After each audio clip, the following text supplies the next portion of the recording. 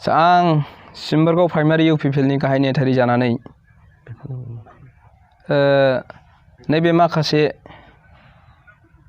दाखालि 14 थारिखनि जे जयनिं हाबाफारियाव बा जयनिं जाफैनाय माखासे बिपिएफनि हानजाफोरनि सायाव जोंनि इउपिपिएलआव फैनानै आरो गावसिनि बिपिएफनि मानसिफोरजों जे लांफिनजानानै जोंनि सायाव बे सानैसो जे जोंजों सापर्ट जाखानाय मानसिया माखासे जोंखौ गाज्रि फंनैसो बाथ्रा बिथांमोना जे बुंदों बिथांमोना बुंदों जाहैबाय जों खोनानो मोनबाय जे जोंखौ जबरदस्ति लेंनानै लांदों आरो जोंखौ जयेन खालामहैदों आरो जोङो मिटिंखौ मिथियामोन होननानै बिथांमोना बुंदों। किन्तु जोंथ' बिथांमोनखौ आथिंबो खुलुमाखै आरो जों बिथांमोनखौ न'आव गाथाबनानैबो जोङो लायाखै। बिथांमोना निस्सय गावसोरनो गोसो गुदुं जानानै जे इउपिपिएलखौ मदद होनो होननानै बिथांमोना फैबाय। जों बेहाय जोंहा बुंनांगौ बाथ्रा गैया। जोङो गावसोर बुंनाय मथे जोङो बिथांमोनखौ जोङो आजावनानै लादों आरो जे बिथांमोनखौ जोङो बेबायदि बुंगोन बा जोंनि सायाव बिदि गाज्रि माखासे खैसार माखासे बाहायनाय जों बेखौ सानाखैमोन। नाथाय बिथांमोना दुखुनांथाव बाथ्रा बिथांमोना बेबायदि गोसोब्ला जोंजों जयेनबो जानो गोनां गैयामोन आरो जोंजों मदद होनो गोनांबो गैयामोन। आरो माखासे बाथ्रा बुंबावदों जे बिसोरो जोंनि इउपिपिएलनि सायाव जे जोङो मिटिङाव सहैबासो जबरदस्ति बिथांमोनहा जोंखौ लिस्ट लिरनानै जोंखौ जयनिं खालामहोदों, जोंखौ आर'नाइ गानहोदों। किन्तु जोंथ' बिदि जबरदस्ति नारसिननानै जों लेखाबो लिराखै।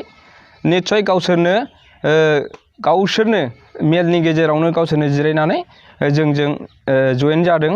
जोंहा बेवहाय बिथांमोनखौ नारसिननांगौबो खोथा गैया। आं बेखौनो बुंबावदों दि गाहाय नेहाथारि प्राइमारिनि जानानै बिथांमोननि सायाव जे बिथांमोनहा जे बिपिएफजों जे थानानै बिपिएफनि जि नेता जादोंमोन, किन्तु दिनैसिम बिथांमोननि न'खरा बिपिएफजों 17 बोसोर थादोंब्लाबो मानबो बिथांमोनहा न' गंसे मोजां गैया। माबा मोनसे कारज'खरि मोनसेबो हान्थामेला मोनसे सुबिदानि बिथांमोनहा न'खराव गैया। न' बांबो गैया, जानाय लोंनायबो गैया, साख्रि बाख्रिबो गैया। दिनै बिथांमोनहा माबोरै बुंनो हाखो? आरो माखासे जोंनि जायनारिनि जे प्राइमारिनि बिपिएफनि आफादगिरिया बिथाङा बुंदों जाहैबाय बे समाव मानि जोंहा हाग्रामा सरकारा एइबाराव 4थि खुंथाय गोहोखौ मोनगोन होननानै बिथांमोनहा आरो बे प्रेसमिटनि गेजेराव बिथांमोनहा फोसावबावदों। आरो भटारनि खोथा जेसेबांनाखि गावसिनि बिपिएफनि भटार बेयो इउपिपिएलनिफ्राय बांसिन होननानै बिथांमोना फोसावबावदों। नाथाय बे जानो हाया। माब्रैहाय? जोंहा सिम्बोरगाव प्राइमारि हिसाबै जोङो दावराव जा दावसि जा बुलाय सोलाय जा जोङो दिनैसिम बर' बहर बा सिम्बोरगाव ओनसोल प्राइमारि हिसाबै जोङो दिनैसिम इउपिपिएलआ माब्लाबाबो जेनफेराखै। दा बे हिसाबै आङो बेखौनो बुंनो सानबाय, बिथांमोनहा बिदि जानला मोनला फोलौरिया माखासे बाथ्रा फोसावलाबायनानै खुनु गुन गाया। आं ओंखायनो सानदों बिथांमोनहा गावबागाव राजनिति गावबागाव गेले, जोंहाबो जोंनि लामाजों थांगोन आरो बेवहाय माबा मोनसे साननांगौ जोंनि सायाव जेबो गैया। बिथांमोनहा जे जोंनाव जयेन जाखांनानै जे बिपिएफआव आरो थांफिननाय बै बिथांमोननि न'खरा दिनैसिम मानि जेबो सुबिदा कारज'खरि गैया। बिथांमोनहा दिनैसिम एखमबा खामला हाजिरा मावनानै जानाङो, एखमबा दखान बाजार अबेबा मेला बेफ्राव मेला होनानैसो गावबा गावनि न'खरखौ सामलायगासिनो दङ। दिनैसिम बिपिएफनिफ्राय बिथांमोनहा मोजां मोनदोंमोनब्ला बिथांमोनहा मानो बिदि जानो गोनां जादोंमोन? दा आरोबाव बिथांमोनहा बे मोजां सुबिदा मोनै हिसाबै मोजां सुबिदा लानो होननानै बिथांमोनहा जोंजों जयेन जाबाय। जयेन जाखांनानै किन्तु बिथांमोनहा बैसिनि माखासे थांनानै जे लफायजानाय माखासे माबा मोनसे थानो हागौ बेवहाय। दा बेफोरजों लब जानायनि गेजेरजों बिथांमोनहा निस्सय इउपिपिएल हान्जाखौ बरनाम आरो देरसिन खालामनो गोनां जादों।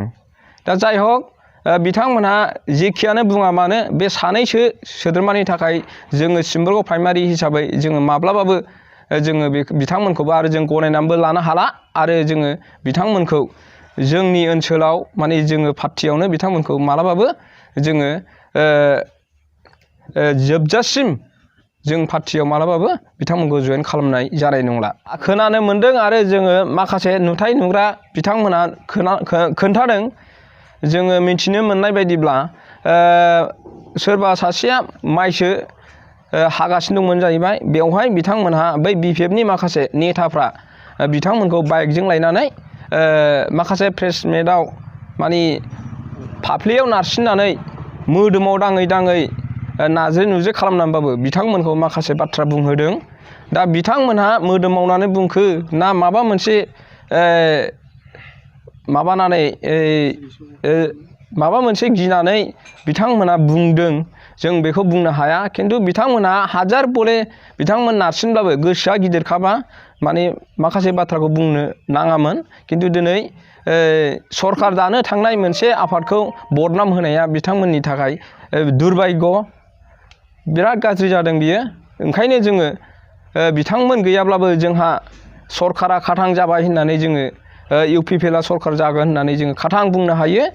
दा आङो बिथांमोनखौ जाहाथे भबिष्यतआव थांबायबा BPFआव जुदि जइन जाफिनबायबा जोंनि सायाव माने उल्था जाहाथे बुंबाय थाया, आं बेखौसो लुगैदों। जों सिम्बोरगाव प्राइमारि UPPLनि जानानै आं बेखौनो लुगैदों जाहाथे नों थांफिनबायबा जोंहा बेवहाय बुंनांगौ गैला। आरो खिन्थु जोंनि सायाव जाहाथे गाज्रि राव जाहाथे ओंखारा, जेराव दं बाहायनो थाफिनो ना मायो बे नोंनि खोथा, जोंहा बाहाय बुंनांगौ गैया। बिथांमोननि जे BPFनि नेताफ्रा प्रेस मिट खालामनानै जे बै जोंनि जइन जानायखौ लायनानै जे माखासे प्रेस मिटनि गेजेरजों बिथांमोना दि सोंगाब सोंलायलायनाय मिडिया लालायलायनाय माखासे बाथ्रा बुंहोदों।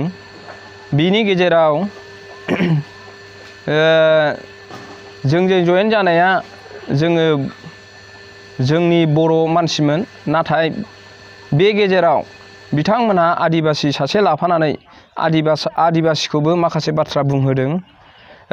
आङो BPFनिखा आरो ओइबाराव आङो BPFनोनो भट होगोन आरो BPF गभर्नमेन्टआ खाथां होननानै सासे आदिबासिया बिदि होननानै फोसावदों। नाथाय जोंनि जयनिंआव आदिबासि होननाय गैयामोन, बर'ल'मोन। बिथांमोनहा बेवहाय माबोरैहाय आदिबासिखौ लाबोजाबनानै बोरै बेबायदि बाथ्रा बुंहोफाजोबनो हाखो, जों बेखौ माने एसे लाजिनायबो मोनो आरो जों गोनो गोथो एसे साननाय फैदों।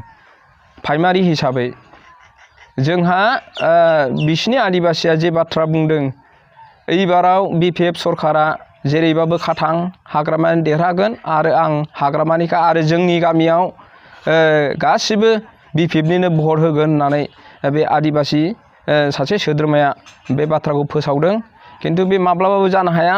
बिथांनि गामियाव बिथाङा मालायनि न'आव थानानै खामानिसो मावग्रा, बिथाङा गामिनि हाब भाबखौ मिन्थिया। जोङो मिन्थिगौ बिथांमोननाव 6-7 जनसो BPFआव होगोन आरो जोंनि UPPLआव जोंनाव बांसिन होगोन। बे माब्लाबाबो बिथां होननाय बायदि जानाय नङा। बिथांमोननाव भटआ गावगोन, बेवले खाथां आं बुंगोन। आरो जोङो जोंनि देबोरगाव समस्ति हिसाबै बुद्धदेब मुसाहारि सारनि देरहानायाबो खाथांखा। जों बेखौ माब्लाबाबो गाहायाव जोङो लानो हाया।